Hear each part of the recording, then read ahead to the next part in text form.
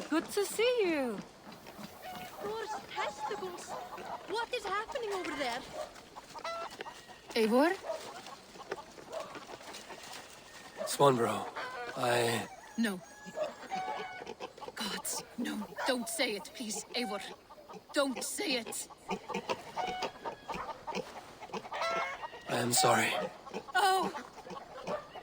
My own one. No! My poor swan! Oh, gods!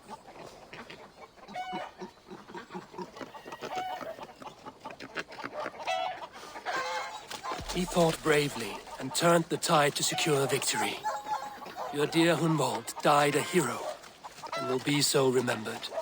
Oh, gods. I know he would have fainted to hear such praise from your lips. Thank you, Eivor. Thank you. He walks among warriors now. Yes. The lucky man. I imagine he does. I know words are poor salve for a wounded heart. I will leave you to mourn, and know that we are here for you, always, should you need us.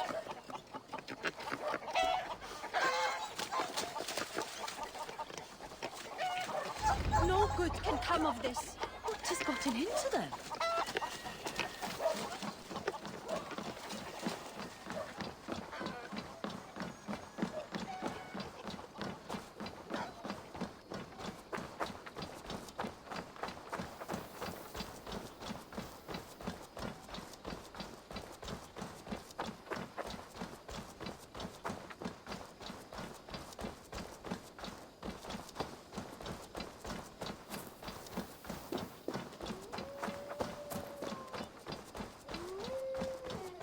Eivor, there you are. I have something for you. A message. Quite strange. The Wolfka! So glad to see you.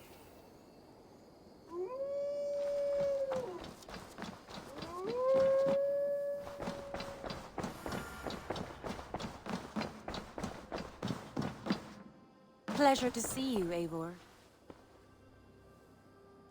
Hamptonshire has fallen, and with it the Kingdom of Wessex. But the cost was great. Maybe too great for all we gained. Rest then. You have earned it. On the backs of so many. Time will tell if it was worth it.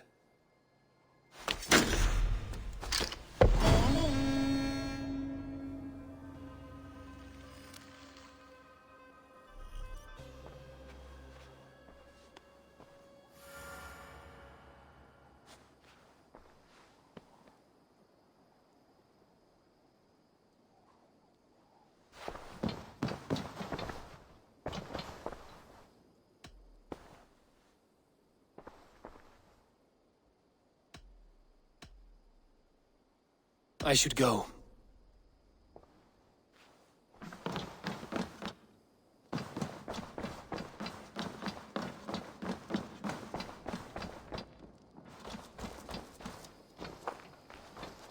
Something for me. What is it? A letter requesting your presence in the southwest. A village called Athelney. Nothing strange about a summons for me, is there? It is not the recipient I find strange. It is the sender. The letter is signed a poor fellow soldier of Christ. Ah, our mysterious partner. For a short time, I hoped it might be Basim feeding us the names of these targets.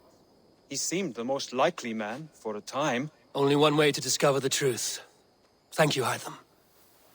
I will take care of this.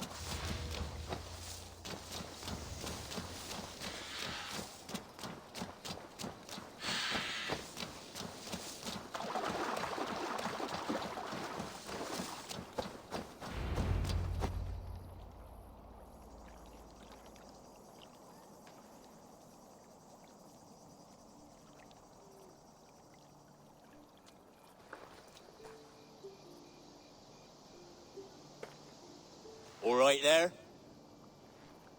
Yes, hello. I do not mean to intrude, but I am looking for someone. And who would that be then? I do not know exactly. Well, that'd be why you ain't found him. But you're free to pass the time just here if you like. Thank you.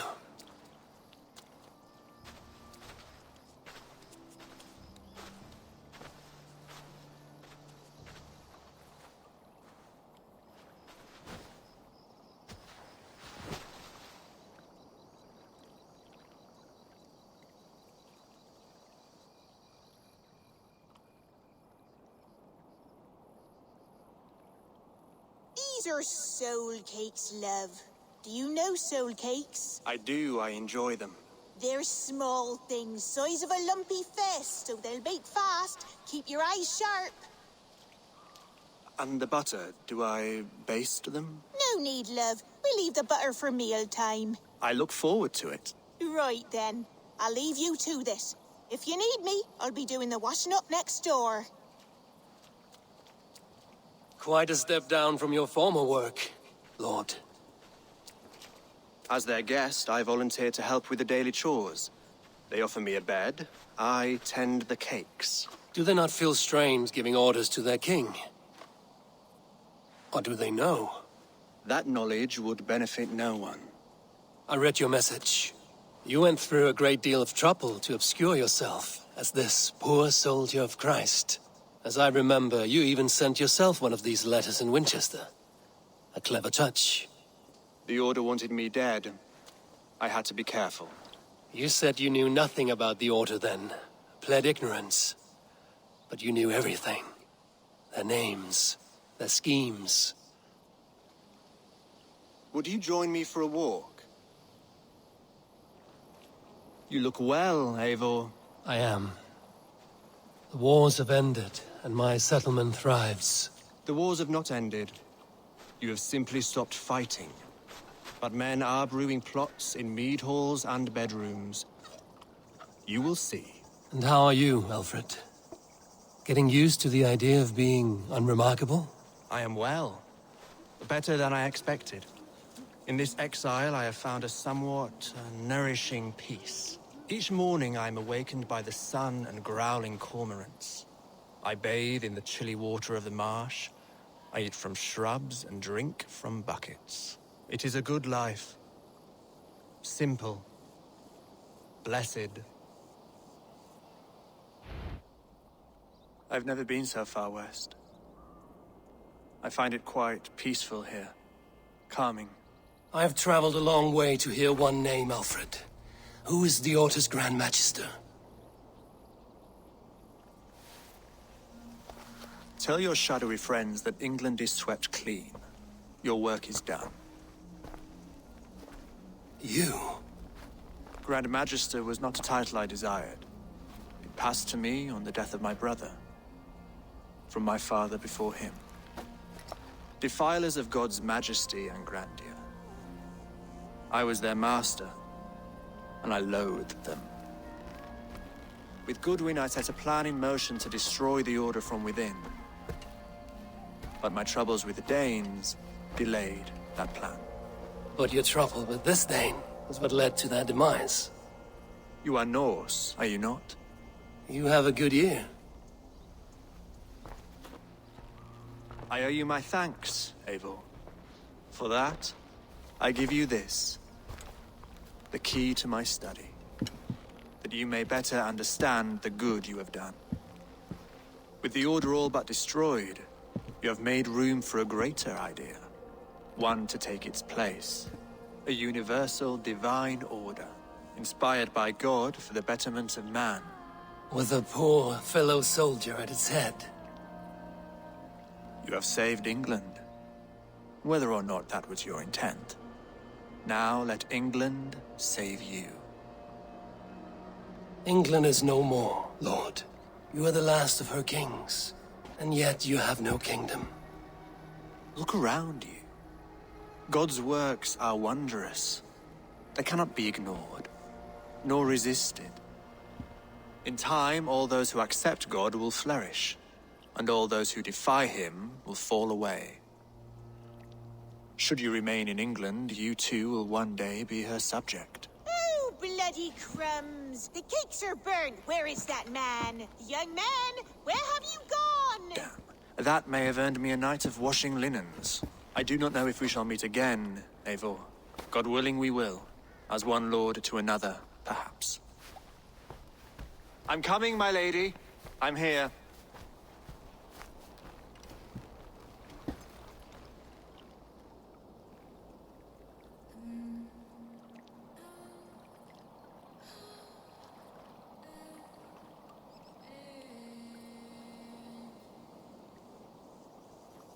Alfred gave me a key to unlock his study. Somewhere in Winchester. Oh dear, look at them little balls of soot. Good lady should give.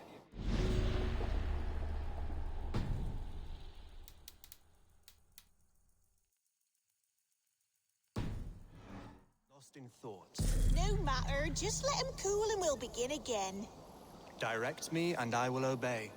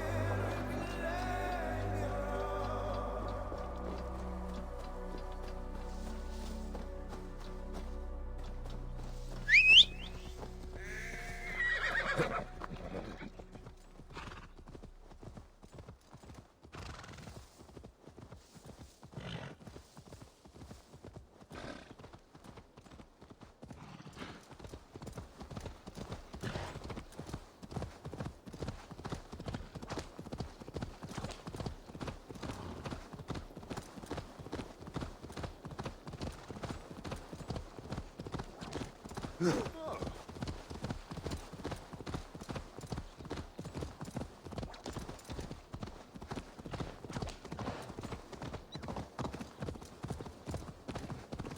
should speak with Hytham.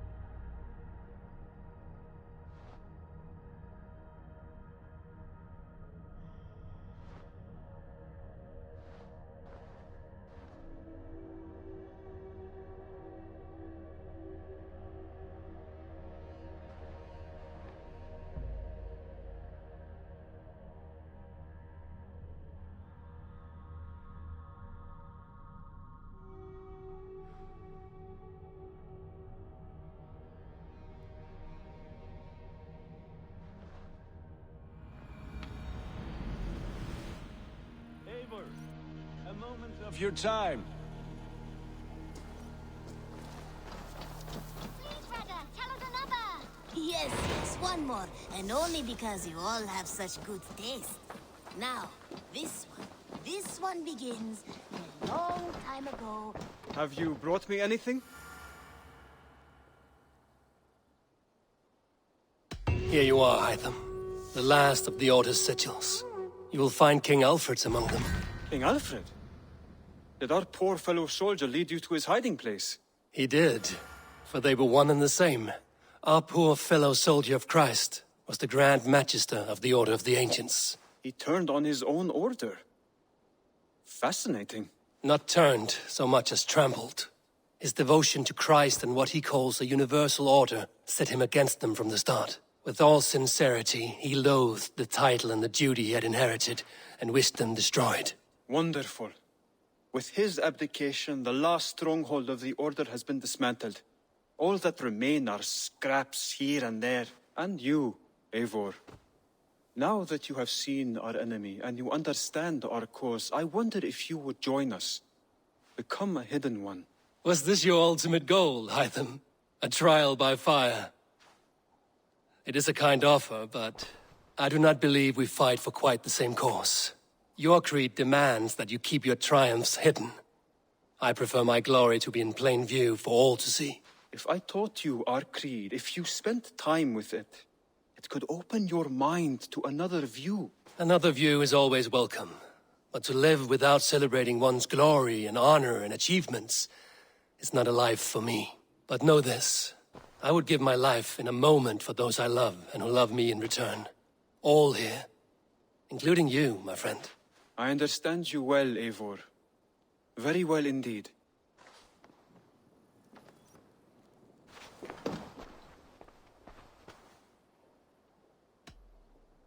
I have to go. Then go in peace. Now, this one begins a long time ago at a desert oasis, far away. A place of mystery, wonder, and a temple to a hidden god. The guardian of this temple was a proud man, kingly in nature, but not in fact. A protector of holy wisdom. And this protector had a wife.